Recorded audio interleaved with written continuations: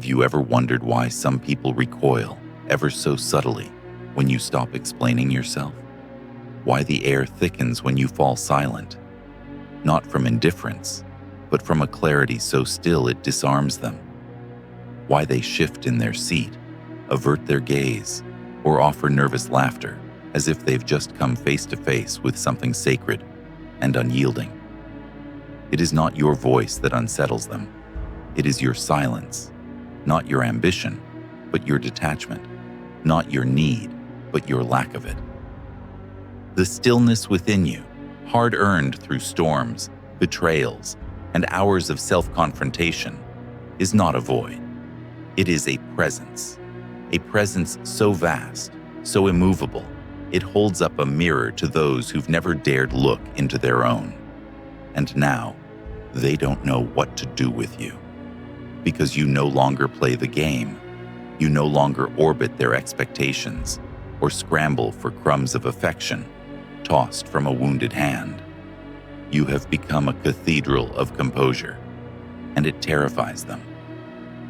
For centuries, the Stoics knew this truth, that he who conquers himself can no longer be controlled by another, that the truest power is not loud, but steady, not frantic, but deliberate. The man or woman who no longer fears being misunderstood has entered dangerous territory in the eyes of the world. Because she cannot be manipulated, she has tasted her own sovereignty, and what they fear is not your anger, but your indifference, the way you look through them without needing to conquer, convert, or chase. The way you walk away, not to punish, but because peace is more precious than proving a point. That kind of stillness, it makes the insecure tremble. It forces them to see the cage of their own unintegrated ego. It activates their shadow, the part of them that fears abandonment, irrelevance, inferiority. Not because you made them feel small, but because your presence revealed how they've been hiding from themselves. You've become a mirror they can't manipulate, a witness they can't impress. You no longer chase approval or beg to be understood. You've learned to hold space for your own worth without a crowd applauding it. And this is your silent rebellion. What they don't understand is that you weren't always this way. You earned your stillness in the fire. You bled for it. You cried in silence, shattered illusions, and sat in dark rooms asking questions no one had answers for. You broke your own heart to stop betraying yourself. You chose loneliness over performance, truth over comfort, and it cost you. But now you move with the calm precision of someone who knows the value of their peace, who doesn't barter their sanity for temporary belonging, who can stand in a room full of noise and not lose their center. It isn't arrogance that unnerves them. It's absence of need, of chaos, of compromise. You no longer vibrate at the frequency of desperation. You don't need to prove your intellect, your beauty, your worth. You don't beg for reciprocation. You've learned to give without bleeding, to love without losing yourself, to speak without shouting, and to walk away with nothing but your dignity wrapped around you like a cloak. This is not a mood. This is not a phase. This is the return to your essence, the quiet homecoming of a woman or man who has remembered who they were before the world taught them to perform. And yet, the moment you begin to embody this stillness, the masks begin to fall around you. You'll notice it in their eyes, the flicker of discomfort, a sideways glance, a restless shifting of weight. They don't have the words for it, but something in you is confronting something in them. When you stop apologizing for your depth, the shallow become unsettled. When you stop filling silence with small talk, the insecure scramble to escape it. When you stop chasing, they question their power. When you stop reacting, they panic, because control no longer works. Your stillness is not passivity, it is presence, the kind forged in the crucible of your own becoming. It is the result of nights spent confronting demons no one knew you faced. It is the fruit of emotional self-regulation, spiritual detachment, and radical self-ownership.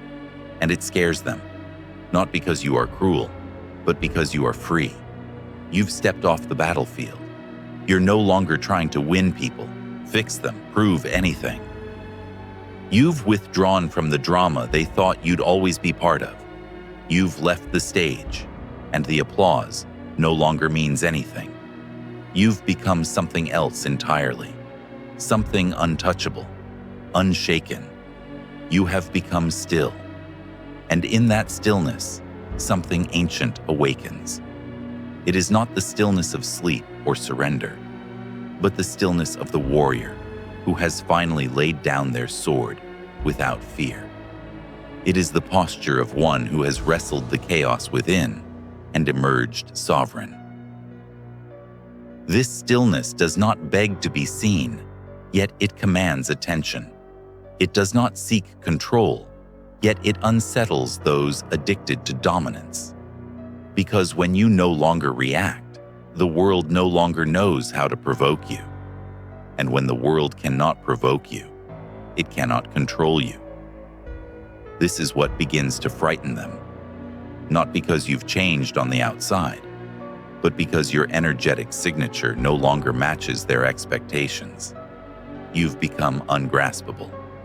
Their projections, once effective, now fall flat. The hooks they once used to pull you back, guilt, seduction, manipulation, sympathy, are now powerless. They throw their lines into the ocean of your presence and catch only silence. They don't understand that what they're seeing is not distance, it's transformation. The collapse of the false self, the death of the people-pleaser, the end of the ego's addiction to emotional breadcrumbs. And in its place stands something else, a presence that cannot be bought, distracted, or deceived. This presence is terrifying because it holds no need to explain, no desperation to be liked, no hunger for attention. It simply is. It watches, it listens, it feels everything and reveals nothing. It sees through masks without tearing them off. It knows its power and does not need to flaunt it. It is the presence of someone who has stopped outsourcing their sense of self. And here is where the archetype begins to shift. You are no longer the good girl, the nice guy, the performer, the fixer, the agreeable shadow dancing around others' comfort. You are no longer willing to abandon your own truth for the illusion of peace. You have become something far more dangerous to those still caught in their personas. You have become real, and reality, when it refuses to conform, is the most threatening force of all. This is the individuation the Jungians spoke of.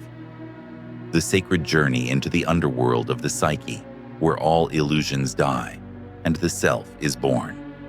It is not a journey for the faint of heart. Most will avoid it. Most will continue projecting their wounds onto others, crafting false identities to avoid the reckoning. But you, something in you, chose the fire. And now you've become someone they can no longer predict, no longer manage, no longer handle. Your boundaries are not walls built from bitterness, but thresholds guarded by self-respect. Your silence is not punishment, it's discernment. Your detachment is not aloofness, it's wisdom. And when you speak, it is with intention, not to impress, but to reveal what is essential. People who are still living from the ego will not know what to do with you. They will mistake your calm for coldness, your self-trust for arrogance, your solitude for loneliness. But they are not seeing you. They are seeing their own fear reflected in your wholeness. They are not scared of you. They are scared of what you represent, a version of themselves they have not yet dared to meet.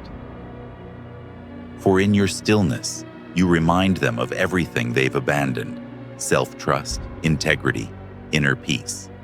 You represent the road they refused to take, the depth they avoided, the healing they postponed. You are the echo of their unrealized potential, and so they may push against you, try to provoke a reaction, try to bring you back to the version of yourself that was more convenient, more manageable, more familiar. They may accuse you of being distant, too much, too quiet, too intense. They will project their discomfort, hoping you'll carry it for them like you used to. But you won't, because you've learned the sacred difference between compassion and self-sacrifice, between love and self-abandonment, between connection and codependency. You have felt the weight of the world's expectations and finally put it down. And what rises in that absence is not rage, it is serenity, not bitterness, but clarity, not revenge, but liberation. You have become the eye of the storm. And to those still living in chaos, that calm becomes unbearable. They will call it a phase. They will say you've changed, as if growth were a betrayal. They will insist that something is wrong, because how else could you be so unshaken, so unreachable, so profoundly at peace without needing them to understand it? They will not know that what they are witnessing is not withdrawal, but evolution. They see you now as distant because they can no longer tether you to their turbulence. They feel you as cold because you no longer burn yourself down to keep them warm. They label you intimidating because they mistake emotional regulation for emotional absence. But you know what this truly is. It is your return to center, your reclamation of self. You are no longer vibrating at the frequency of fear.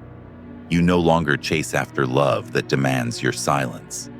You no longer participate in conversations that dishonor your intelligence or your boundaries. You've stopped trying to be understood by people committed to misunderstanding themselves. You have learned that stillness is not absence. It is presence turned inward.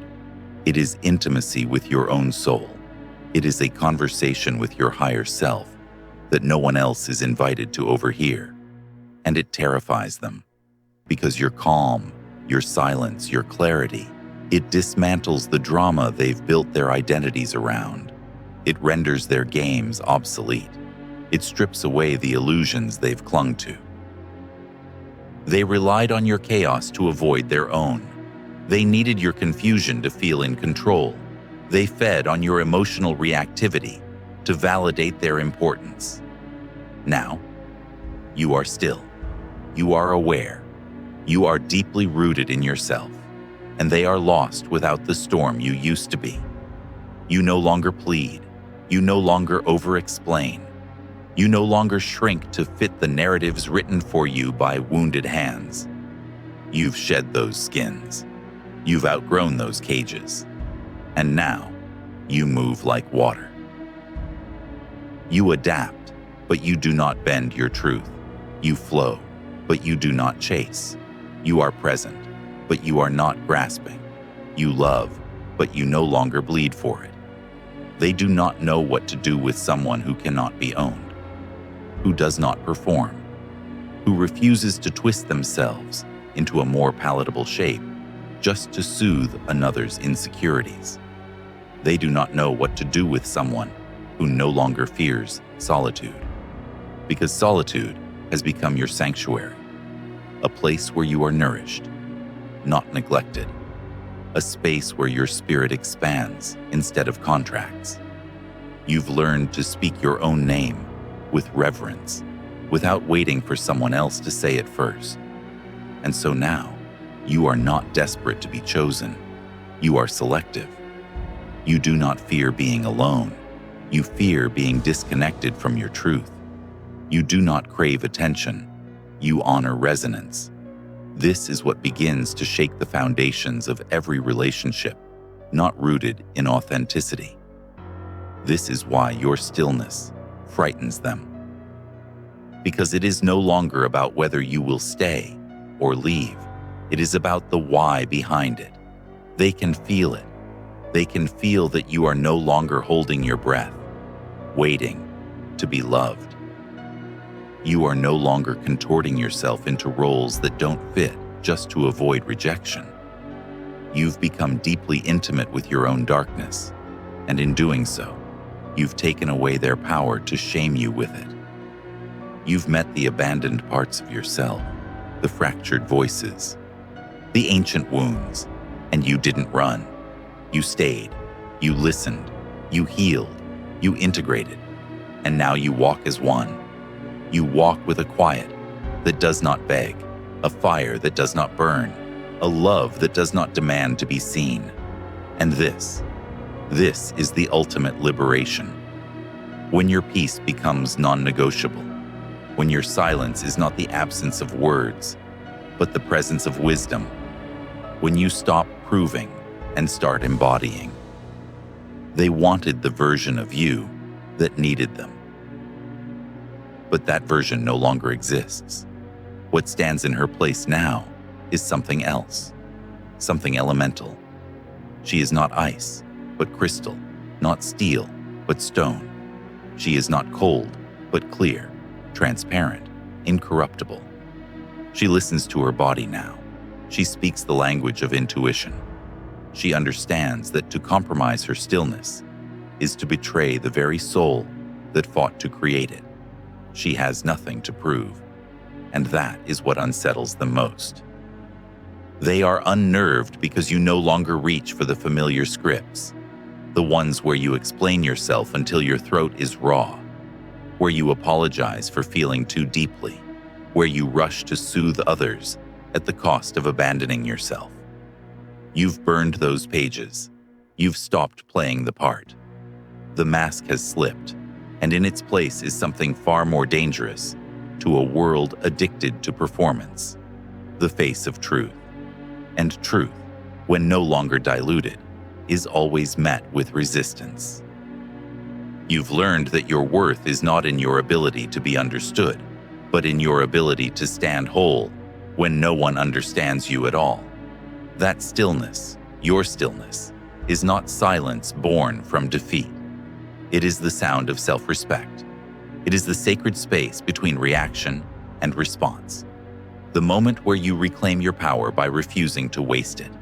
And to those still clinging to illusions, that refusal feels like war. They don't realize that the tension they feel around you is not hostility. It is contrast.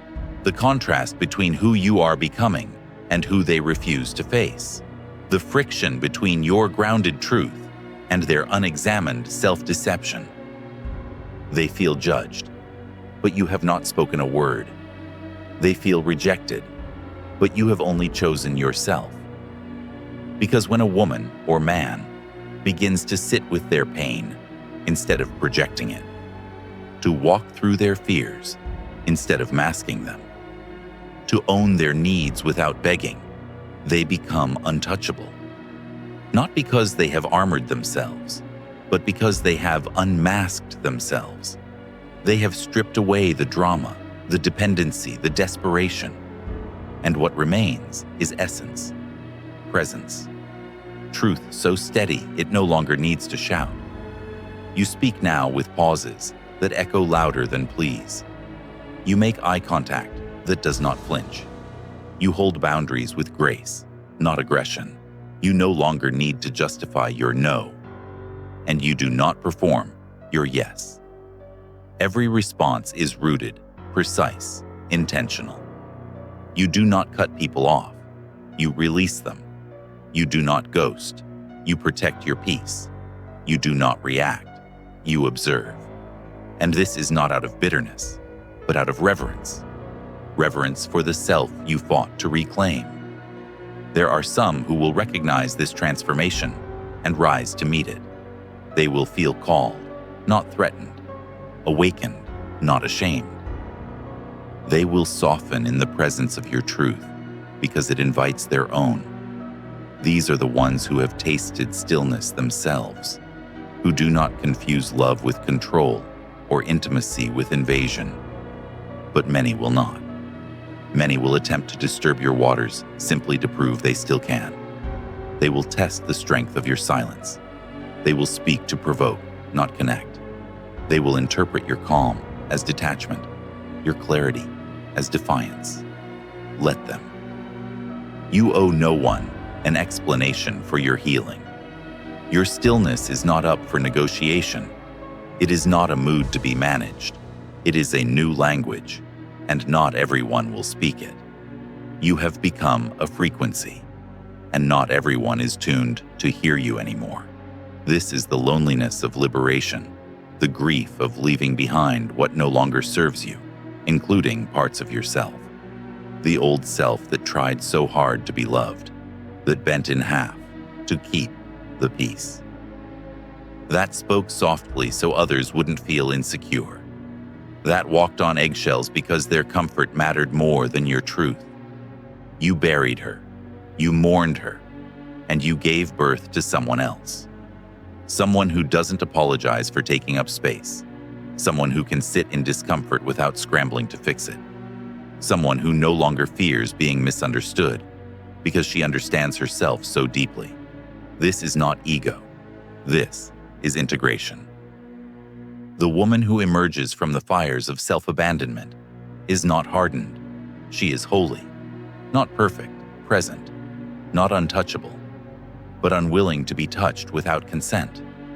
And when she walks into a room, the energy shifts, not because she demands it, but because she doesn't. She doesn't seek control. She doesn't chase validation. She simply is, rooted, awake, aware. And those who are not yet ready to meet themselves will recoil at her reflection. They will label her too much or too distant, too emotional or too cold, too intense or too detached. But she is not too anything. She is finally everything she was meant to be. And in becoming everything she was meant to be, she threatens everything they've built on illusion. Because stillness is not just the absence of noise, it is the presence of alignment. A soul in alignment becomes a mirror, and the mirror does not lie. It shows them what they have buried, what they avoid, what they pretend not to feel. It forces them to see the child behind the mask, the ache behind the anger, the fear behind the arrogance. You have become that mirror. Not because you judge, but because you no longer pretend. And in your refusal to pretend, they feel exposed. When you no longer engage in emotional theatrics, when you no longer mirror their chaos or feed their need to control, you reveal the hollowness of their performance. When you no longer fight to be seen, heard, or validated, you expose the ways in which they've made connection conditional. This is why your stillness feels like a threat.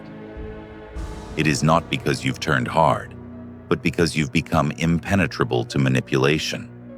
It is not that you no longer feel, but that your emotions are no longer accessible to those who haven't earned the right to witness them. You are not closed. You are guarded with grace, and they cannot reach you through guilt. Not anymore. Not after all the times you twisted yourself into knots to keep the peace, only to find your own voice choked by compromise. You know now that peace without truth is not peace. It is performance. You know now that connection without clarity is not love. It is entrapment. So you no longer settle for half-hearted affection or almost love. You no longer give pieces of yourself in exchange for temporary attention. You have stopped shrinking, censoring, dimming. You have reclaimed your full wattage, and your light, calm though it may be, is blinding to those who've only known the dark. They will try to shame you for it. They'll call you selfish for choosing boundaries, cold for not playing along, aloof for not explaining your every breath. They'll label your grace as distance, your focus as arrogance, your solitude as sadness. But let them talk. They are speaking to the version of you that no longer exists. That version would have folded. That version would have stayed. But you are no longer in the business of betraying yourself just to keep others comfortable. You've turned inward. Not to escape, but to excavate. You've met the ghosts in your own soul. You've held the trembling hands of your abandoned selves and whispered forgiveness into their wounds. You've sat with the grief of becoming and emerged radiant, not because it was easy, but because it was true. Now you understand something sacred, that love is not supposed to cost you your peace. That presence is not the same as performance. That safety is not earned by compliance, but by mutual reverence. You no longer confuse attention with intimacy, chaos with chemistry, control with care. This is the wisdom of stillness.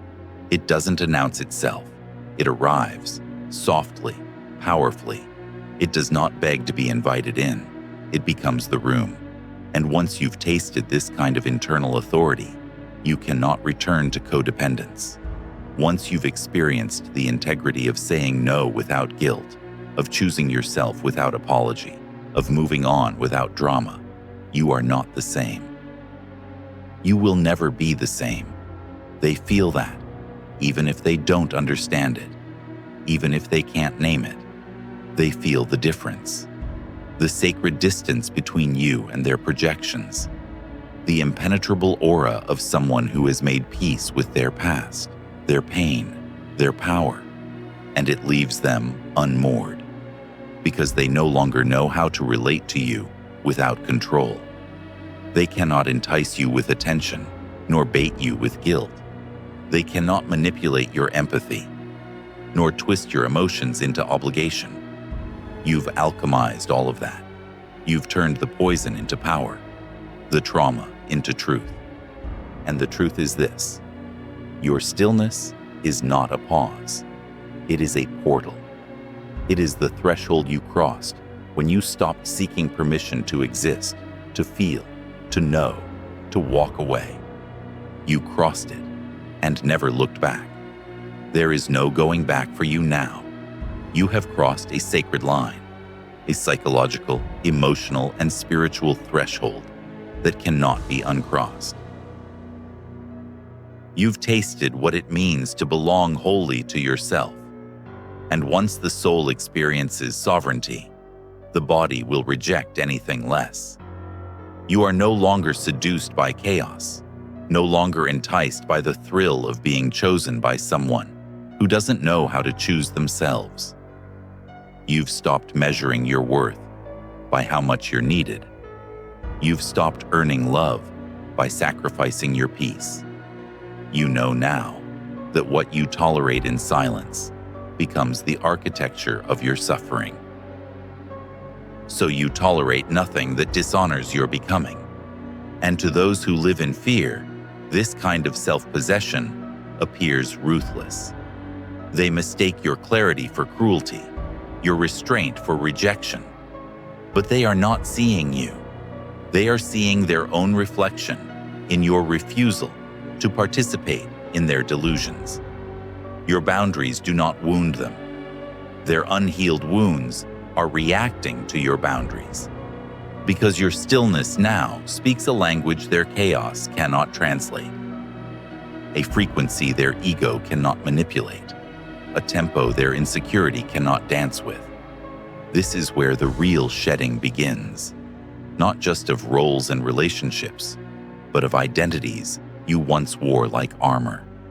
You've shed the caretaker who loved until she vanished, the performer who lived for applause, the fixer who mistook love for rescue, the pleaser who bled approval from her own veins. Gone.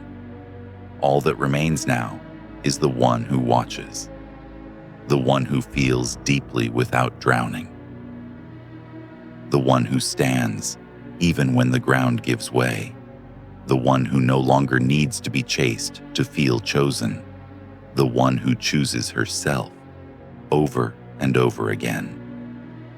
And she is not easy to love, not in the way people have been conditioned to define love, because she will not soothe your wounds while neglecting her own. She will not smile through dishonesty, nor make herself small for your comfort. She will not perform softness just to make you feel strong. She will invite you into truth, raw, honest, confronting truth, the kind that holds your face in its hands and says, "I see you, but I will not save you from your own reflection." And for many, that is unbearable. You will notice who disappears when your truth no longer comes wrapped in apology, who recoils when your presence no longer comes with performance, who leaves when your light reveals their shadows. Let them. Because your stillness is not the absence of fire, it is fire mastered. It is the blaze that no longer burns erratically, but warms, protects, and clears the path ahead. It is the fire of discernment, of self-respect, of earned wisdom. You have stopped setting yourself on fire to keep others warm, and now they must find their own flame. Some will rise, not because you demanded it, but because your presence reminded them of what they could become. Your stillness will awaken theirs. Your truth will whisper to their buried voice. Your boundaries will inspire their own. Those are the ones who are worthy of your energy, not because they're perfect, but because they're willing. Willing to meet you where performance ends and presence begins. And for those who cannot, will not, choose that path. Your silence is your answer. You do not fight for connection anymore. You embody it. You do not beg to be seen. You become visible to those with eyes to see. You do not explain your worth. You walk in it. And in doing so, you reclaim the most sacred truth, that your peace is not a luxury. It is your responsibility. That your intuition is not a weakness. It is your compass. That your emotional sobriety is not cold. It is power under control. You know now that the storm they fear is not your rage, but your refusal to be moved by theirs. That the power they feel threatened by is not your strength, but your unwillingness to collapse to earn their love. You have become unshakable, not because you never fall, but because you no longer fear rising alone. This is what it means to walk with stillness, not empty, not numb, but full, whole, present.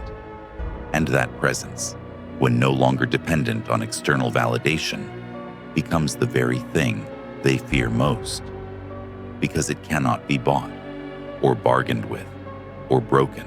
Now comes the final breath, the quiet culmination of all the storms you have weathered and transcended. You stand on the other side of your own becoming, not because you fought harder than anyone else, but because you stopped fighting yourself.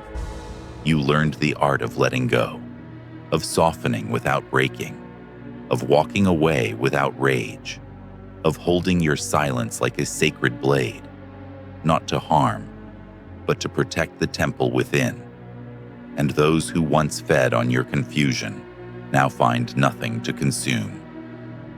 They do not understand the woman who no longer asks to be chosen, the man who no longer performs for love, the soul who no longer begs to be seen because they have already witnessed themselves fully in all their shadow, in all their light, and did not turn away. You became what they never expected, whole without them. And so, they fear you. Because you are not empty, you are full. Full of discernment, of knowing, of presence so still, it echoes with truth. You radiate an energy that says, "I will not abandon myself to keep you comfortable." And that is the most radical thing a person can do In a world built on silent self-betrayal, you've stopped participating in the rituals of the insecure. You do not perform affection. You do not barter with your body or your boundaries. You do not dilute your essence for the sake of acceptance. Your stillness has taught you the one lesson most are too afraid to learn. You are already enough. Not when you are perfect, not when you are pleasing, not when you are needed, but now, in your mess, in your quiet, in your refusal to shrink for anyone. They cannot reach you now, not because you've built walls, but because you've stopped digging trenches to pull them in. You are no longer a battlefield. You are a mountain, and the view from here is vast. You see now how much you've lost to become yourself, and still, you would not trade it. Not the nights of ache, nor the silence that threatened to consume you, not the letting go, not the grief, not the sacred solitude, because what you found on the other side is worth more than anything you left behind. You found your center, your compass, your name. You found that peace is not something given, it is something claimed, something you choose again and again, even when the world claws at your calm, even when your silence makes them squirm. Let them squirm. Let them call you distant. Let them accuse you of being too much, too little, too serious, too free. Let them cast shadows. Your light will not be dimmed. You do not exist to soothe their wounds at the expense of your soul. You do not exist to be palatable, consumable, manageable. You exist to be whole. And wholeness requires truth, and truth requires stillness. Stillness is not the absence of emotion. It is the integration of all parts. The rage that no longer burns indiscriminately. The grief that no longer bleeds. The love that no longer begs. The joy that no longer dances for attention. Stillness is the art of resting in yourself, without apology. And once you've mastered that, the world either rises to meet you or reveals itself incapable of doing so. Either way, you remain unmoved, not because you are cold, but because you are home. Home in your body, home in your truth, home in your soul. And from that place, you no longer chase, you no longer explain, you no longer overextend. You choose. You choose who to let close, who to allow into the silence, who has earned the right to witness the softness beneath the stillness.